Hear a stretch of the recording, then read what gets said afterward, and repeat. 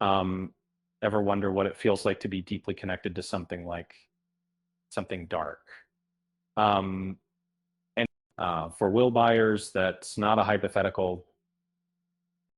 From the very beginning, his journey in Stranger Things has been intertwined with the Upside Down, and season 5 is finally revealing the full extent of that connection.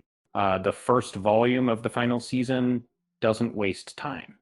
We're thrown back to 1983, revisiting the terrifying moments when Will first vanished into the Upside Down. But this isn't just a rehash of old trauma. It's a crucial piece of the puzzle, revealing that Will's encounter with Vecna wasn't a later development, but the very beginning of their connection. For years, Will has suffered the lingering effects of his time in the Upside Down, but it's now clear that it wasn't just trauma he brought back.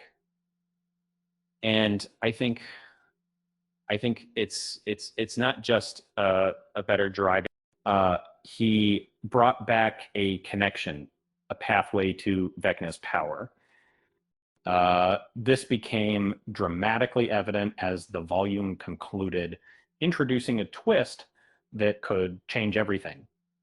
In a stunning display of power, Will demonstrated the ability to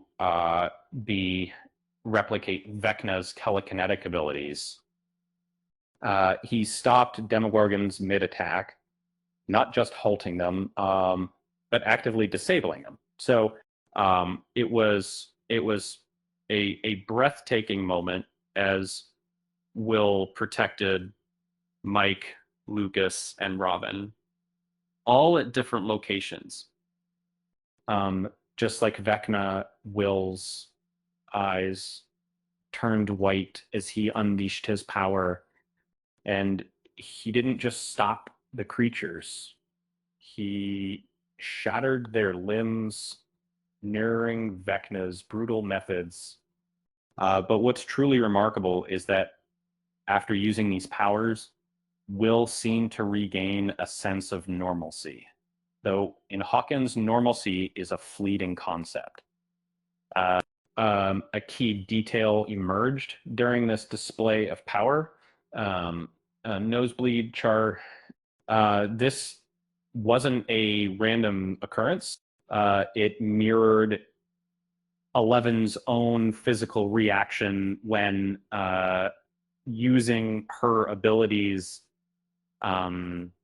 When each time Elle exerted herself, a trickle of blood would appear.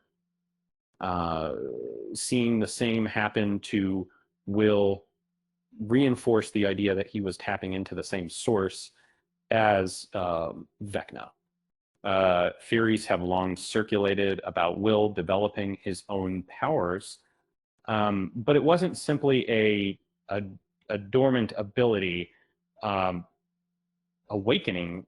The nosebleeds connected him to Dr. Brenner's experiments and Eleven, suggesting Will was replicating the abilities of Henry Creel, the original host of Vecna. Earlier in the season, Will admitted that his connection to Vecna and the Upside Down was never truly severed. The closer he got to Hawkins, the stronger the connection became to.